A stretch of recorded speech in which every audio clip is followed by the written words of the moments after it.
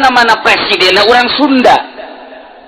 Lamun presiden geus jadi orang Sunda bakal ya maka jeung kumaha ge. Engke orang Sunda nu bakal jadi presiden. Nomor kahiji, nomor kedua Baduy nyerang. Di dinya lah bakal timbul peperangan.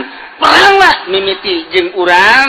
Kemudian lantaran perang teh ngaranna ge main dukung-dukungan, turunlah engke Amerika. Wah, dahsyat luar biasa. Mantap aya kali ti dieu ka ditu cak emak baheula moal aya caian kali eta mah sia. Engke caina ge eta mah getih bakal. Sok tanyakeun gara-gara nyaho. Moal aya caian tah mah kali eta mah getih engke bakalna caina. Bener bae ku ari eueuh caian. Atuh caina ge sapira cai kobakan kitu dipelakan lelek wajib endi.